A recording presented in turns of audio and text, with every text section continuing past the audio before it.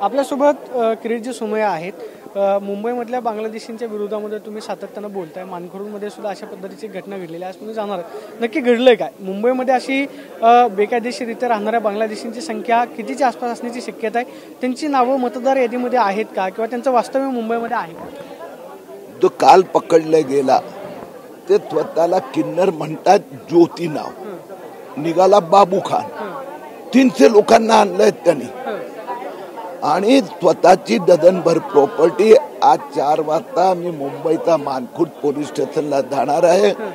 गेल्या आठवड्यात मी हे जे गोवंडी महापालिका कार्यालयातून असं 100 बोगस जन्म प्रमाणपत्र दिले गेले, तो घोटाळा उघडकीस आणलाय. मी मुख्यमंत्री देवेंद्र फडणवीसना प्रार्थना केली आहे की स्पेशल कॉम्बिंग ऑपरेशन करा शिवाजीनगरचं. हजारो बांगलादेशी सापडणार. येत सुरुवात आहे. ह्या ज्योती उर्फ बाबू खान एकटा नाही आहे. मोठं षडयंत्र आहे. त्यात ISI आहे, ISIS आहे, अतिरेकी आहे, स्लीपर सेल आहेत. सगळ्यांवर कारवाई होणार. कॉम्बिंग ऑपरेशन राबवण्याची तुम्ही मागणी करताय. किती दिवसांपासूनचं हे त्यांचं वास्तव्य मुंबईमध्ये असण्याची शक्यता आहे? हे सगळं बांगलादेशी बेकायदेशीरित्या जर मुंबईमध्ये येत असतील तर केंद्रीय यंत्रणांचं हे अपयश म्हणायचं का?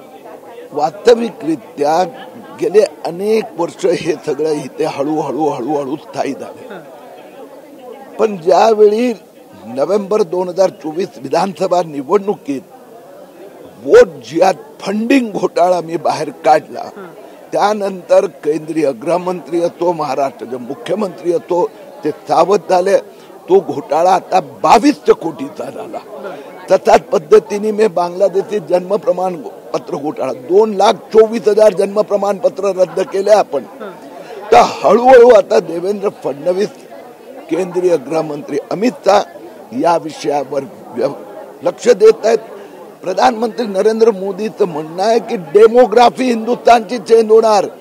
टाटा इन्स्टिट्यूटने जो रिपोर्ट दिला आहे की 2050 मध्ये फक्त 51% हिंदुस्थानात हिंदू राहणार आणि ते आम्हाला होऊ द्यायचं नाहीये. एक बांगलादेशीला उतरून बाहेर फेकलं जाणार. एक राजकीय प्रश्न आहे. मुंबई महापालिका निवडणूक तोंडावरती आहे. राज्यातल्या महापालिकेच्या निवडणुका लागत आहेत. 2 ठाकरे बंधू एकत्र येणार आहेत. सातत्यानं 2 ठाकरे बंधू मुंबईमध्ये एकत्र येत आहेत. कार्यक्रमाचं उद्घाटन करतायत. उद्धव ठाकरे असं म्हणाले की ठाकरे ब्रँड काय आहे ते मी निवडणुकीमध्ये दाखवेल. भाजपला काय फटका बसेल का? ठाकरे ब्रँड काय आहे हे तर कळलं ना विधानसभेत. जे एकमेकांना शिवीगाळ करायच्या दोघांना एकत्रित यावं लागलं. ठाकरे ब्रँड टीव्ही चॅनलनी जिवंत ठेवले आहेत. तिथेच ते चांगले दिसतात. 0-0-0-0 केल्याने आणि आता कारण लोकसभेत उद्धव ठाकरे जिंकले कारण की बाळासाहेब ठाकरे हे हिंदुत्ववादी मतदारांना त्यांनी फसवलं. विधानसभेत आम्ही ते नकापोच सांगितलं. उद्धव ठाकरे तो सुभानल्लावाले आहेत. तर मग बाळासाहेब ठाकरेंना मानणारे मुंबईतला मराठी हिंदू सगळा या बाजूला आला आणि काय अवस्था झाली.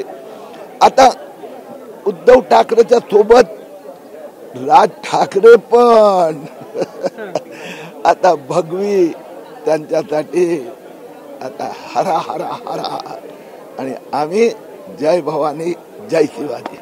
आपण पाहतोय की 2 ठाकरे बंधू जरी एकत्र आले तरी सुद्धा त्याचा परिणाम जो आहे तो होणार नाही अशी प्रतिक्रिया किरीट सोमय्याने दिल्यास पाहायला मिळते. Camera person Sushant Raut, Pradeep Kapse, TV9 Marathi, Pune.